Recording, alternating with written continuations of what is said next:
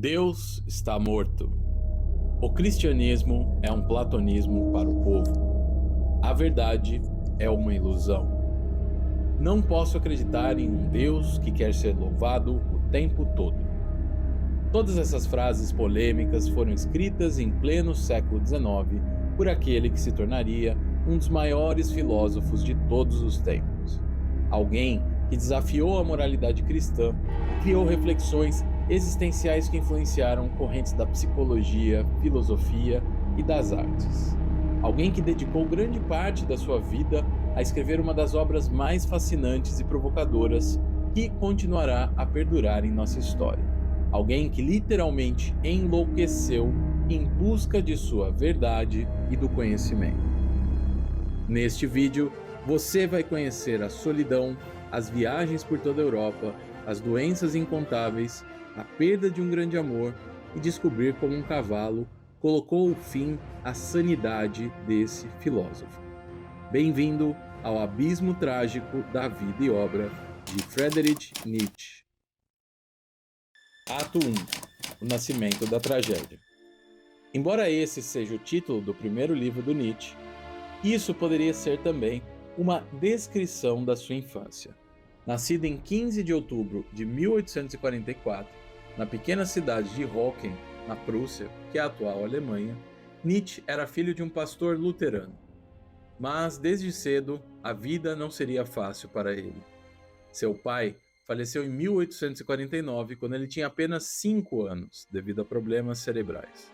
No ano seguinte, seu irmão faleceu de difteria. Depois de perder parte da sua família, Nietzsche foi criado principalmente por sua mãe, juntamente com sua irmã Elizabeth e 2 tias. Aos 12 anos de idade, ele entrou na escola preparatória Schuppenforta, onde permaneceu até atingir a maioridade.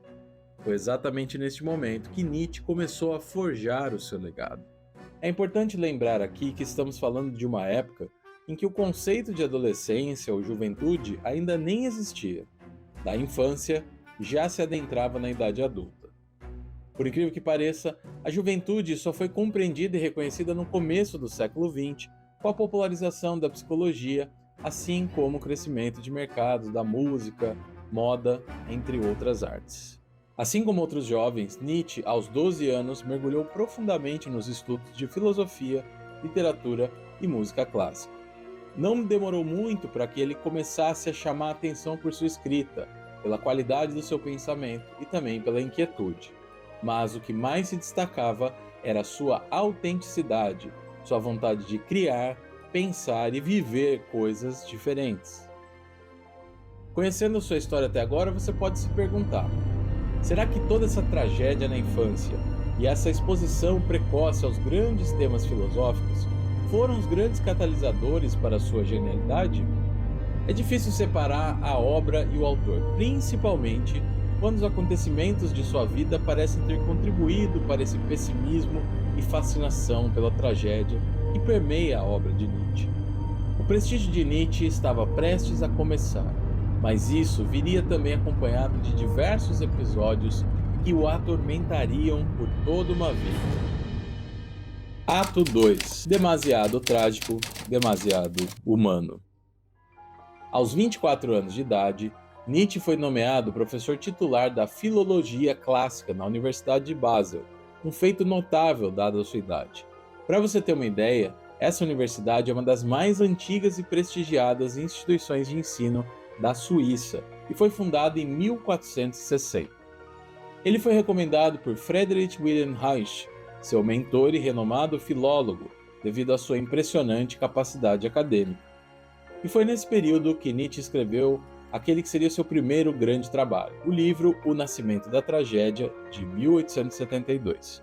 Ele tinha uma profunda admiração pela cultura e filosofia grega, e nesse livro ele explora a dicotomia entre os deuses da mitologia, o Apolo, que simboliza a ordem e a racionalidade, e Dionísio, que simboliza o caos e a emoção nas tragédias gregas. Ele acreditava que a cultura moderna europeia poderia aprender muito com os gregos antigos e explora como isso influenciou as artes, a filosofia e a literatura. Mas o livro também é marcado pela aproximação com o compositor Richard Wagner, o qual Nietzsche chega a escrever inclusive como parte de tributo às suas composições. Mas em pouco tempo surgiram as diferenças filosóficas e políticas entre os dois, especialmente ao perceber como Wagner e seus pensamentos pendiam excessivamente ao cristianismo, ao nacionalismo e ao antissemitismo. Em 1869, Wagner assumiu a autoria de um livro que ele havia escrito anonimamente no passado, chamado O Judaísmo na Música, de 1869. Esse livro acusa os judeus de incapacidade criativa e o autor deseja que eles fossem culturalmente excluídos da vida musical e da Europa. Suas músicas seriam adotadas por Hitler alguns anos depois e suas ideias corroboraram também para a conexão do compositor com todo o movimento genocida alemão. Além desses aspectos, Nietzsche já estava desencantado com a cultura em geral. Para ele, a única forma de emancipação verdadeira era perseguir a ética como uma estética existencial. Na década seguinte, Nietzsche criticou Richard Wagner diretamente nas compilações O Caso Wagner e Nietzsche contra Wagner, ambos de 1888. Nessas obras ele ataca a música e o caráter de Wagner, bem como o seu impacto cultural e moral nocivos. Mas antes, esse rompimento levaria o autor a escrever Humano, Demasiado Humano. É nessa obra que ele distancia-se das influências de Wagner e faz uma transição para uma filosofia mais científica e racional. Inclusive, esse livro trabalha um estilo que o deixaria conhecido, os aforismos, que são pequenas frases que sintetizam conceitos complexos de uma forma quase poética. Nietzsche examina a natureza humana, a moralidade, a religião e a cultura, promovendo uma visão crítica e desiludida das tradições e crenças estabelecidas naquele momento. Nesta mesma época, o filósofo já era atormentado por uma condição que foi sua parceira ao longo da sua vida, a dor. As questões de saúde de Nietzsche começaram na juventude, com grandes dores de cabeça e problemas digestivos que eram incapacitantes.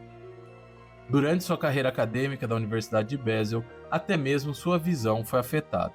Então, em 1879, ele se aposentou por incapacidade aos 35 anos de idade.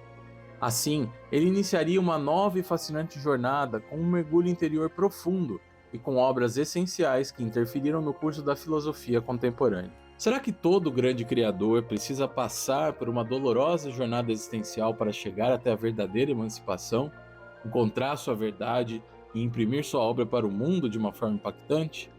Essa é uma pergunta difícil de responder, mas o que podemos afirmar é que a jornada de Nietzsche o conduziria para a loucura completa. Ato 3. Solidão, paixão e loucura. Com a aposentadoria garantida, Nietzsche passou quase uma década viajando por diversos países europeus. Seu objetivo era achar condições específicas. Uma cidade com clima ameno, ar puro, altitude moderada e acesso a cuidados médicos fáceis. E claro, ele procurava lugares inspiradores. Como resultado, ele morou em Leipzig, na Alemanha, na Basileia, na Suíça, em Sils Maria, na Suíça também, e Nice, na França, e por fim, Turim, na Itália. Nietzsche viveu a maior parte da sua vida adulta em isolamento e com poucos amigos. Morar em outros países também trouxe uma perspectiva diferente ao filósofo, que ficou mais crítico ainda ao nacionalismo crescente na Alemanha, principalmente devido à influência do primeiro-ministro Otto von Bismarck, preferindo assim a cultura e o estilo de vida mediterrâneos. Essa crítica está presente em obras como A Gaia Ciência, de 1882, e Além do Bem e do Mal, de 1886. Para além de suas doenças, esse isolamento foi autoimposto pelo filósofo para focar em seu trabalho. Essa solidão é refletida inclusive em muitas das suas obras, onde ele explora a condição do filósofo como um outsider, ou seja, um observador externo que não pertence ao local ao qual ele observa. O isolamento de Nietzsche também é citado por seu principal biógrafo, o Walter Kaufmann, como fruto da sua incapacidade de se relacionar bem com outras pessoas. Talvez nessa altura você esteja até pensando, mas Nietzsche será que nunca se relacionou com ninguém na sua vida? Pelo menos uma pessoa? Bom, teve uma pessoa. Em 1882, o filósofo conheceu sua grande paixão no endereço mais propício para isso.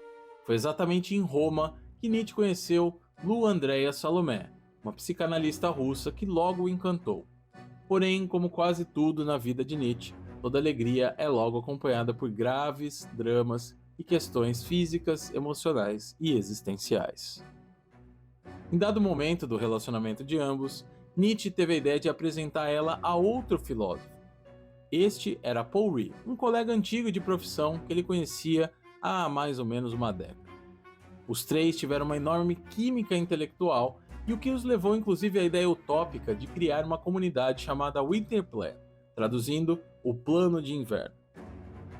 A ideia era que os três vivessem junto para que eles pudessem produzir de uma forma ininterrupta intelectualmente obras que impactariam toda a Europa. Mas até onde se sabe, os três não formaram um trisal ou sequer tiveram um relacionamento aberto. Mas o fato é que Paul e Lowell se aproximaram e começaram a se envolver e, por fim, afastaram Nietzsche e suas ideias. Isso causou uma enorme frustração no filósofo, pois, além de tudo, ele havia pedido a Salomé em casamento e ela o negou. Lou Andreas Salomé influenciou significativamente Nietzsche, especialmente em A Gaia Ciência. Além das presentes críticas à moralidade e ao cristianismo, essa obra introduz também dois conceitos fundamentais na obra de Nietzsche: o eterno retorno, como uma condição existencial, ou seja, que a vida e os eventos se repetem infinitamente em um ciclo. E também foi implantado o perspectivismo, um conceito no qual não existem verdades absolutas, mas sim múltiplas perspectivas através das quais a realidade pode ser interpretada. Em 1885, ele lançou Assim Falou Zaratustra, uma obra que inclui reflexões sobre o amor e também a introdução de outro conceito que seria fundamental para o seu trabalho. É nesta obra que ele apresenta o conceito do super-homem, um indivíduo que transcende as limitações humanas convencionais, cria seus próprios valores e rejeita as normas tradicionais impostas pela sociedade e pela religião. Essa ideia foi mal interpretada e distorcida por muitos, incluindo, ironicamente, Hitler e seus ideólogos, que usaram o conceito para justificar suas teorias de superioridade ariana, algo que Nietzsche jamais apoiaria de acordo com todos os seus escritos e seu rompimento com Wagner. Outro conceito fundamental dessa obra é a ideia de amor fati, aceitar o destino como tal, com um ímpeto de amar a vida em sua totalidade, incluindo seus aspectos trágicos e dolorosos, sem algum ressentimento.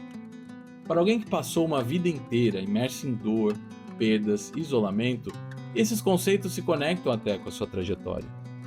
De alguma forma, ele nos leva a olhar de maneira celebrante para a vida, para além dos julgamentos morais e individuais. Aliás, a moralidade se tornou uma questão central das suas obras seguintes. Além do Bem e do Mal, de 1886, é uma crítica à moralidade tradicional. Em Genealogia da Moral, de 1887, o autor explora a origem dos conceitos morais.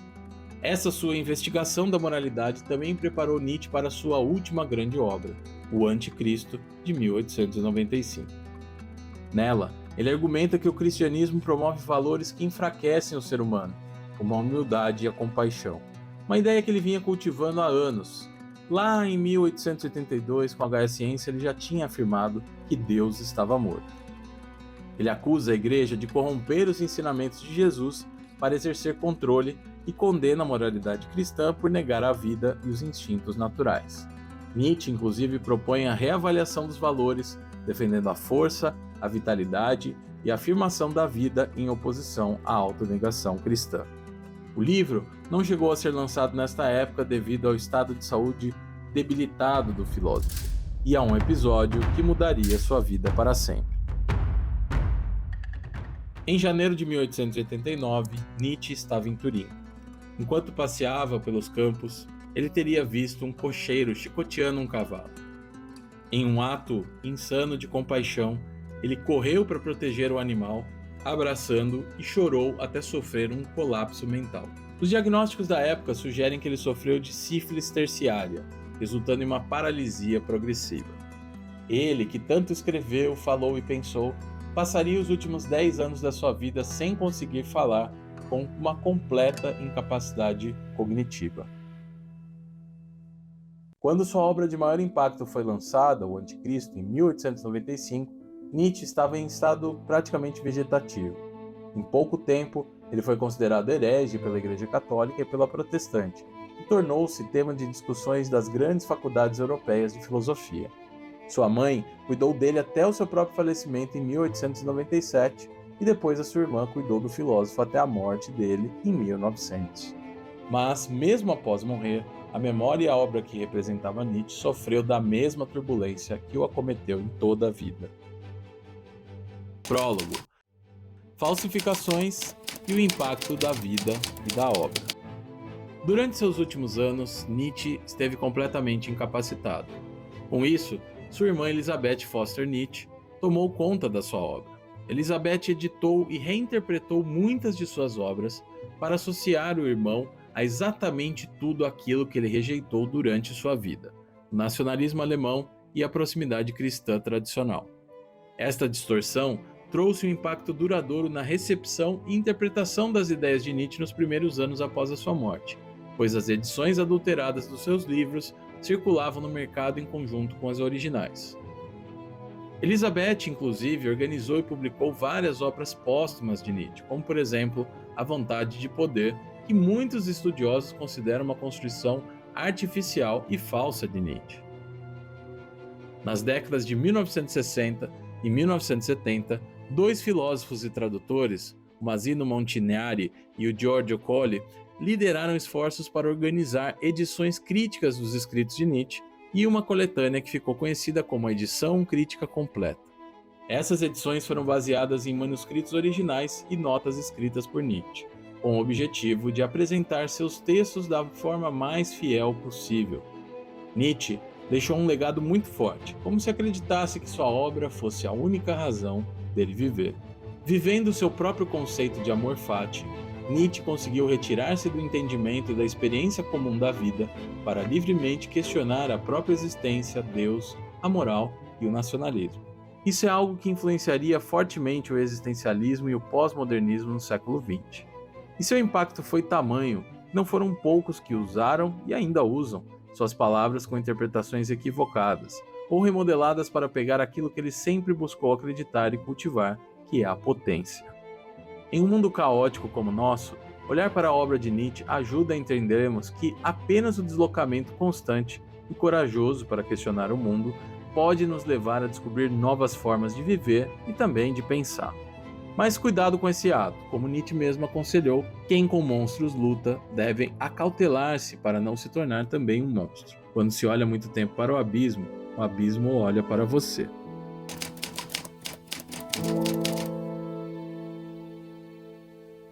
Se você gosta de viagens no tempo intensas como a que fizemos, tenho certeza de que esse vídeo que aparece na tela foi feito para você. Deixe seu like, compartilhe e inscreva-se no canal Perdidos na História e nos conte se você gostou desse tipo de vídeo e qual outro tipo de vídeo você gostaria de ver aqui embaixo. Um abraço e até a próxima!